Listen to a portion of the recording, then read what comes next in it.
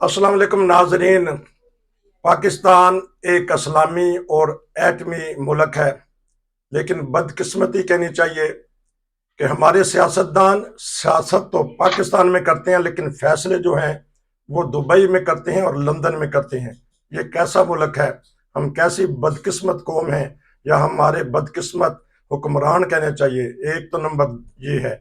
दूसरी बात ये है कि हमारे अदारे, हर किस्म के इदारे अगर छानबीन करते हैं तो किसी को मुजरम करार देते हैं, मुल्ज़म करार देते हैं, लोग भाग भी जाते हैं।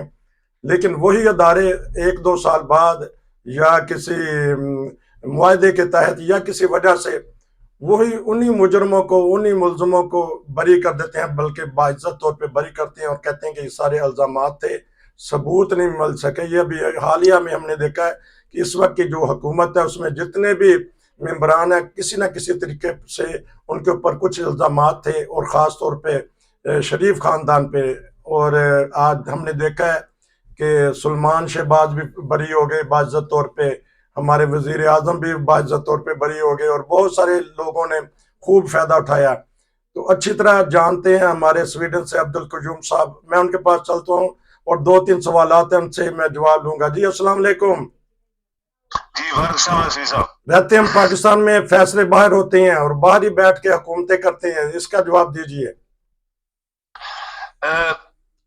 नसीर साहब, अर्ज ये है कि पाकिस्तान बनने के बाद सही लोगों को मौका नहीं दिया गया कि वो इस मुल्क का निजाम चलाएं। ऐसे लोग इस मुल्क में आगे जो बददियानत थे, जो जो जो नालायक थे, जो जिनका कोई तजर्बा नहीं था, वो मौका परस्त थे। पाकिस्तान के खजाने को लूटने के लिए उन्होंने कोई कसर नहीं रखी, लेकिन वो मुल्क नहीं चला पाए। अब जैसे पाकिस्तान बना था, काबिल तरीन लोगों ने पाकिस्तान बनाया था, काबिल तरीन लोगों की एक कैबिनेट बनी थी, लेकिन हमारी बदबख्ती के कायदे आज़म साहब साल के बाद फौत हो गए और वो लोगों को हटा दिया गया, कई लोगों को उड़ा दिया गया। जैसे वजीर आज़म था लियाकत अली खान साहब। पाकिस्तान कभी भी 75 साल में लायक लोगों के, जानदार लोगों के, मुहिब्बे वतन लोगों के हाथों में नहीं आया। आज उसका ये रिजल्ट है। वो कहते हैं कि एक दरख्त जो है, अगर उसके अंदर बीमारी लगी हुई है, वो बड़ा भी हो जाए तो फल उसमें नहीं आता, क्योंकि उसके अंदर बीमारी लगी हुई है। वो नीचे से ऊपर तक बीमारी में मुब्तला है। वो उसके ऊपर जितनी मर्जी आप खाद डालें, पानी डालें, वो फल नहीं देने वाला। पाकिस्तान ने फल नहीं दिया, 75 साल हो गए। क्योंकि जो आपने सवाल किया, ये उसी का नतीजा है कि पाकिस्तान के अंदर बददियानत लोग पैदा हुए, बददियानत लोगों के हाथों में हुकूमत गई, बददियानत लोग हमारे हुक्मरान बने, बददियानत लोगों ने इस मुल्क को लूटा और पाकिस्तान कंगाल हो गया। पाकिस्तान ऑलरेडी कंगाल है। आप कोई डिक्लेयर करे या ना करे, लेकिन पाकिस्तान ऑलरेडी कंगाल है। क्योंकि हमने दुनिया के किसी मुल्क को नहीं छोड़ा जिनसे हमने उधार नहीं मांगा। ये हमारी बदबख्ती और हमारा मुंह काला हुआ इन नालायक, बददियानत और करप्ट लोगों से। आप देखें, दुनिया की कौमें सब चल रही हैं बिल्कुल। यूरोप देखें, यहाँ पे कोई किसी का बैकग्राउंड नहीं होता नसीर साहब। यहाँ पे कोई किसी राजे शेख पीर साहब का बेटा नहीं होता। ये लोग काम करने वाले लोग होते हैं। और कभी आपने देखा यहाँ यूरोप की सड़कों के ऊपर यूरोपियन स्पेशली जो नीले पीले झंडे उठा के नारे मार रहे हैं, और वो नालायक लोग हैं। कौमें झंडे नारे मारने से, झंडे उठाने से, बड़ी बड़ी पार्टियां और जलसे जुलूस निकालने से तरक्की नहीं करती। कौमें काम करने से तरक्की करती है। जिन लोगों ने काम किया 45 की जंग के बाद, आज वो सुपर ताकत है। और हमारे पास आबादी भी थोड़ी है। पाकिस्तान बेहतरीन मुल्क था, दुनिया के बेहतरीन रिसोर्सेज जमीन के अंदर, पहाड़ों के अंदर, जंगलों पहाड़ों, हर जगह दरियाओं में, और वो भूखा मर रहा है, वो लोग भूखे मर रहे हैं। क्योंकि ये बदतरीन लोग, ये नालायक तो हैं ही है। ये सबसे बड़ी बात है कि ये लोग जो थे वो डिसऑनेस्ट थे, और उन मौका परस्तों ने फायदा उठा लिया। मालिक पाकिस्तान, वो कहते हैं किसी घर का मालिक मर जाए तो फिर लोग जमीनें उसकी और उसके घर और उसकी औलाद को भी कब्जा कर लेते हैं।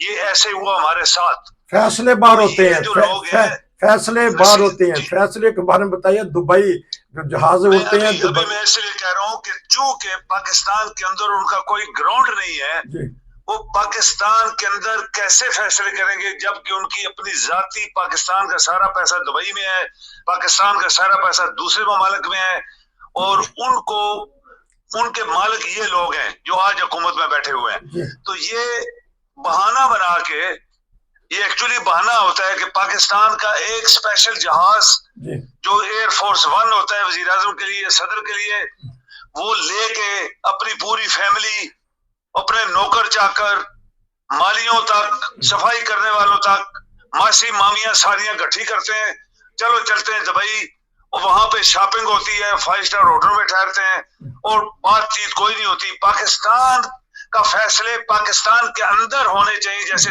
دنیا کے تمام ممالک اپنے ملک کے اندر بیٹھ کے فیصلے کرتے ہیں.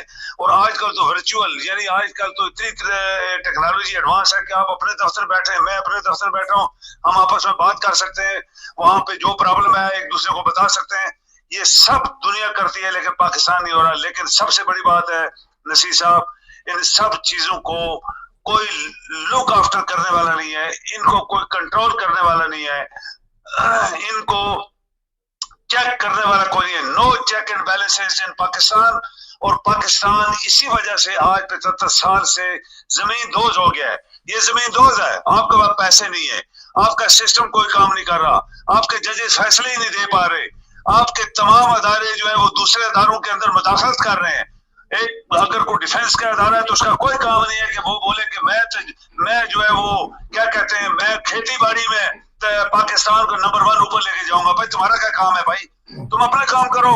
اب تمہارے ڈیفنس کی یہ حالت ہے کہ ہر روز ہمارے جوان افسر ہر روز شہید ہو رہے ہیں, بارڈروں کے اوپر, گیرزنز کے اندر, ہر جگہ. اور اتنی بڑی ہماری فوج بھی ہے. ہم دنیا کو یہ کہتے ہیں کہ ہماری 1 ملین فوج, ہم ایٹمی فوج, میزائل, فلاں ٹیم, یہ وہ, اور بندے ہمارے ملک کے اندر مارے جا رہے ہیں, کوئی باہر سے حملہ نہیں کر رہا.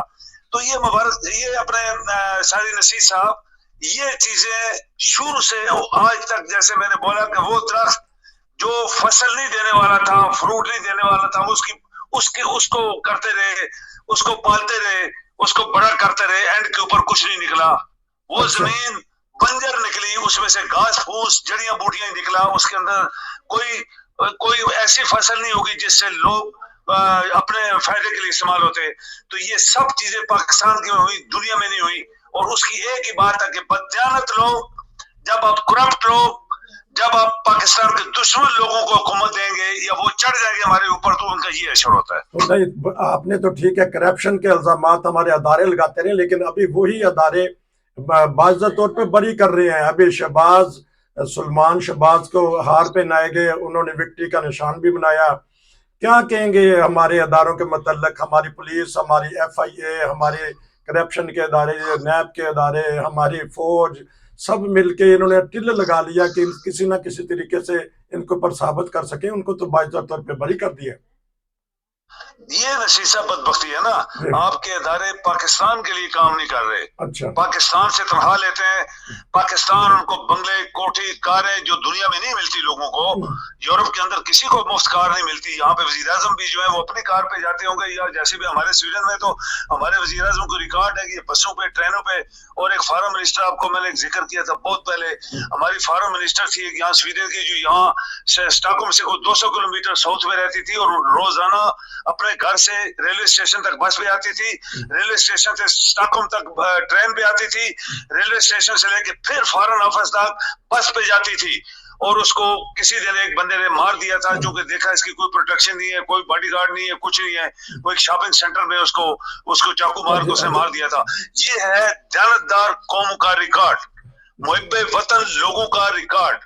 یہ کوئی چودھری, شیخ, راجے, پیر اور بڑے بڑے جو ٹائٹل پہلے لکھے ہوئے پیروں نے, یہ وہاں پہ, یہ مسلمانوں کے پاکستان کے اندر ہے, یہاں دنیا میں نہیں ہے. یہ لوگ محنتی لوگ ہوتے ہیں, پیدل آتے ہیں, سائیکلوں پہ آتے ہیں, بسوں پہ آتے ہیں, ان کے کوئی کاریں نہیں ہوتی. یہ جج ہوتے ہیں, یہ بڑے بڑے وزیر اعظم, بڑے بڑے منسٹر ہوتے ہیں, اپنے ہاتھوں سے شاپنگ کرتے ہیں, اور شاپنگ بیگز ہاتھ میں اٹھا کے لائن میں کھڑے ہوتے ہیں.